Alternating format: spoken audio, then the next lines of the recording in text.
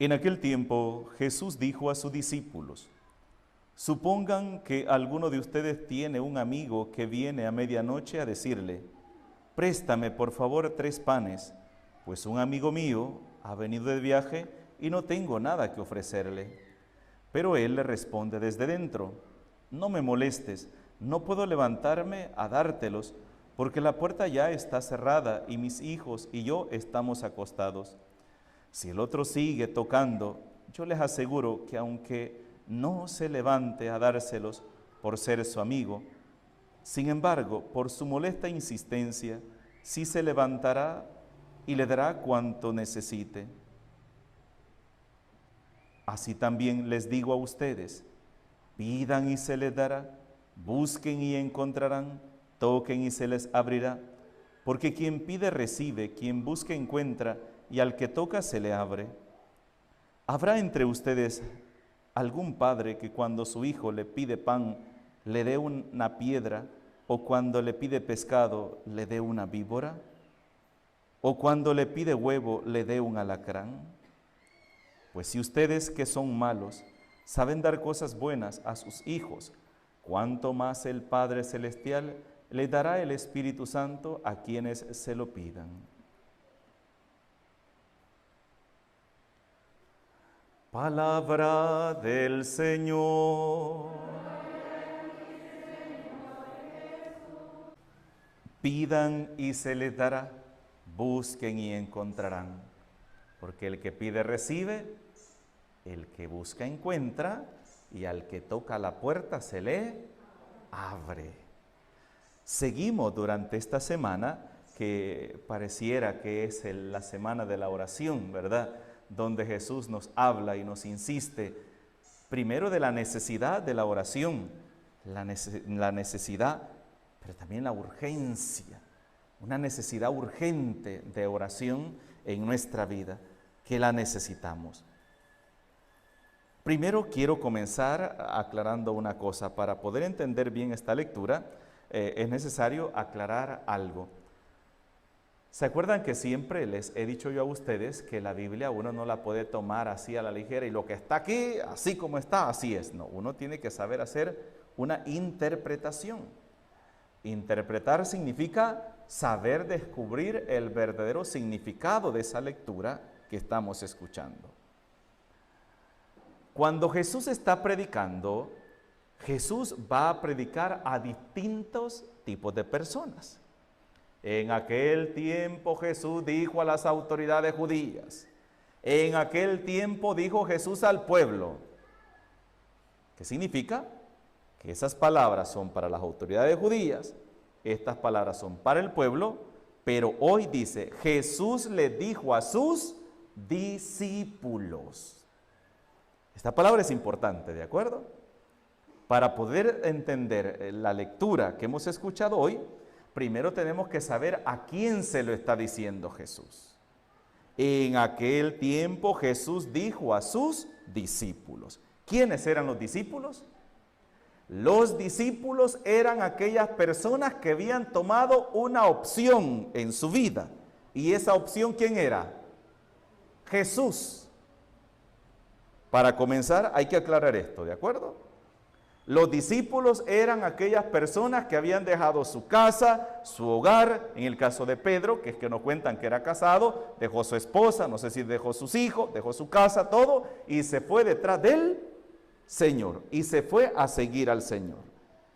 Primero, porque estas palabras para algunas personas podrían significar unas palabras mágicas. Ya estuvo, pidan y se les dará, pidan, pidamos, ya, pidamos, ¿verdad? No, hermanitos. La palabra de Dios no la podemos agarrar así.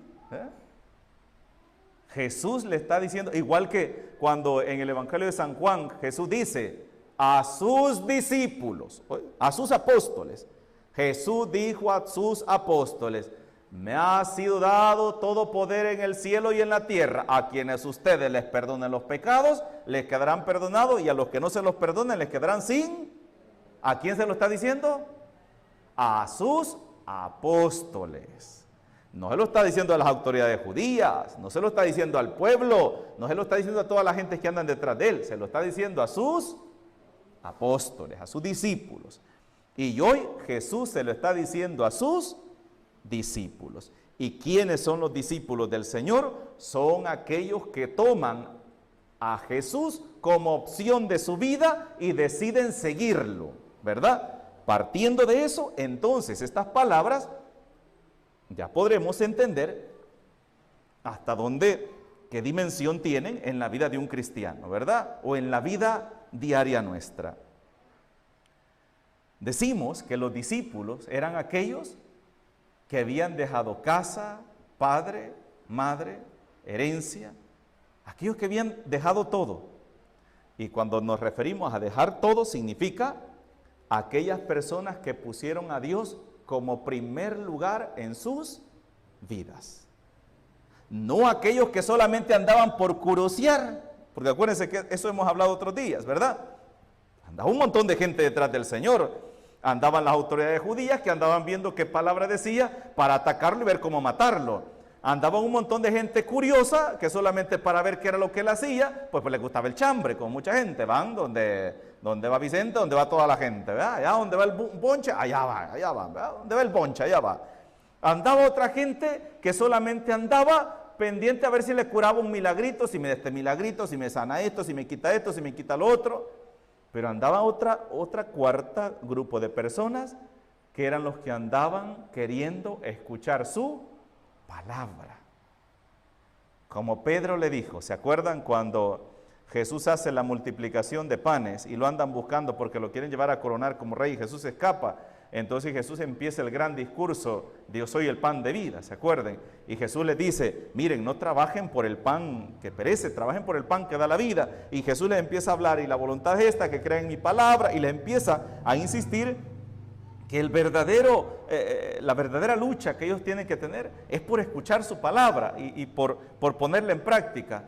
Y dice que todos se fueron. Cuando Jesús habló de que el seguimiento hacia Él consistía no en los milagros que Él hacía, ni las obras milagrosas que Él hacía, de caminar sobre las aguas, de expulsar demonios, no, sino que lo esencial de Él era su palabra que nos venía a dar.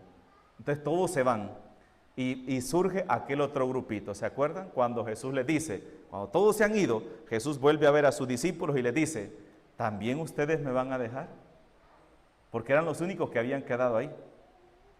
¿Y qué le dijo Pedro? ¿Qué le dijo Pedro? Señor, ¿a quién iremos? Solo tú tienes palabras de vida eterna. Solo tú tienes palabras de vida eterna. Entonces, ¿qué significa? Que andaba otro grupo detrás del Señor, no por los milagros, sino que andaban para escuchar su palabra. ¿Y qué es lo que hace que una persona cambie? ¿Un milagrito? ¿Una sanación? No, es la palabra de Dios. Es la palabra de Dios. Entonces, Jesús se lo está diciendo a esas personas que han tomado como opción seguir al Señor, pero no por curiosidad, no por ir a ver qué consiguen, sino porque quieren encontrar palabra de vida eterna en esas palabras que Jesús les está dando.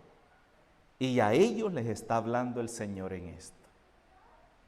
Entonces viene la duda. Padre, viene una cosita muy interesante. Y yo quisiera, porque muchos al explicar yo esto van a decir, pues entonces no es para todos, Padre. Esa palabra que usted ha hecho no es para todos. No, no es para todos. Pero sí me gustaría saber ¿cuántos de los que están aquí sienten que esta palabra es para ustedes?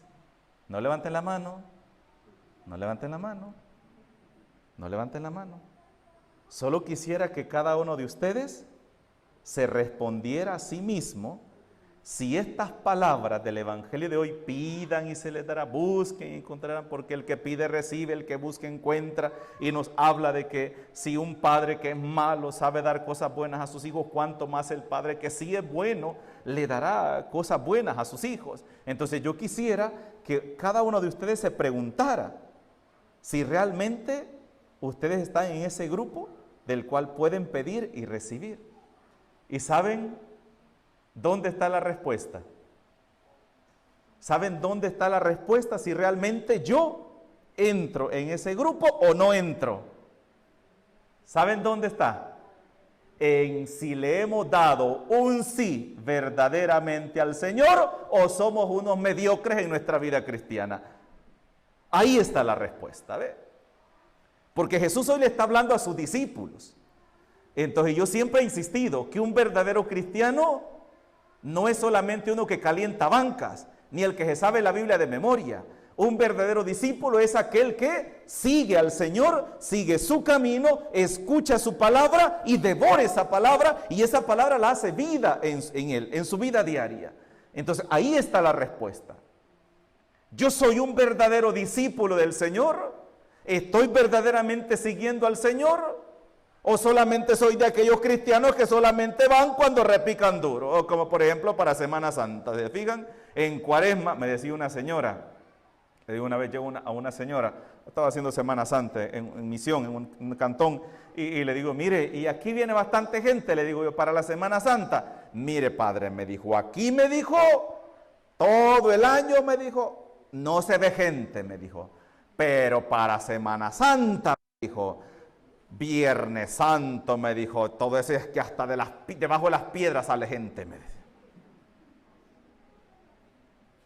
Y esa debería ser una pregunta que nosotros deberíamos hacernos hoy. ¿Dónde está toda esa gente que dice ser cristiana, que dice vivir la Semana Santa, que dicen que cree en Dios?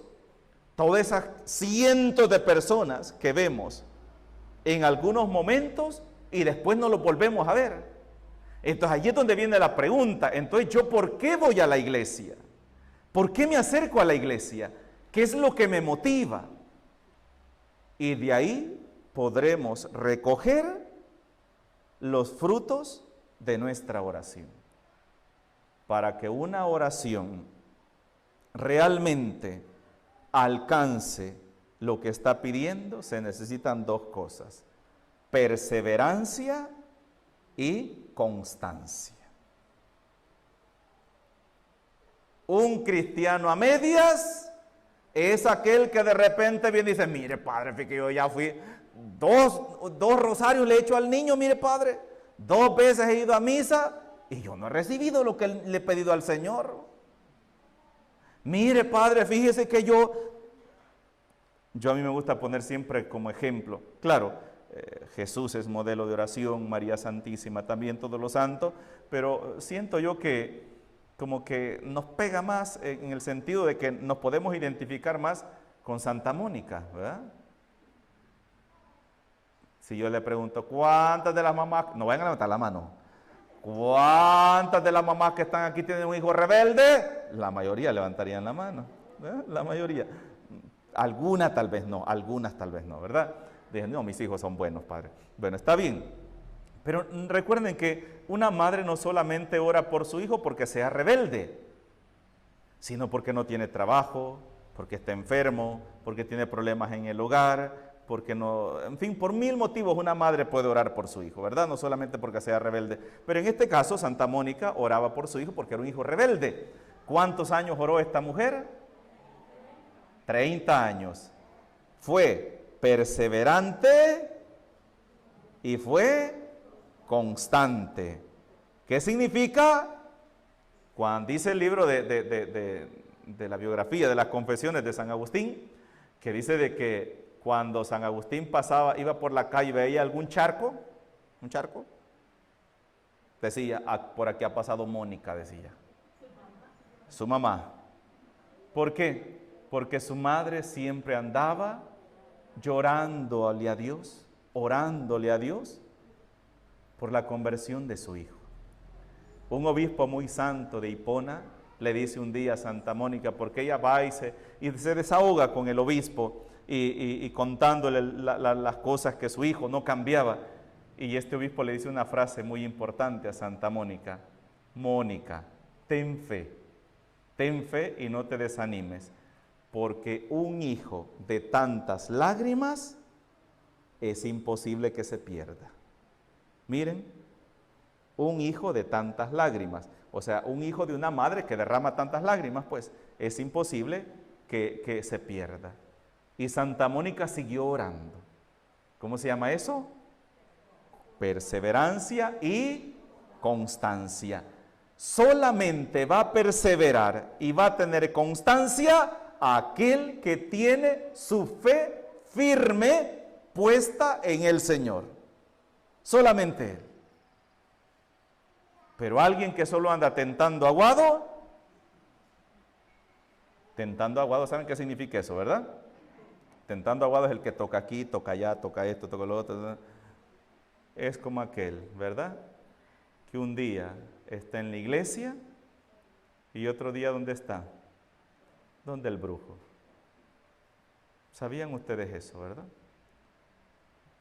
Un día está en la iglesia de rodillas y al siguiente día está pidiéndole aguas verdes a los brujos.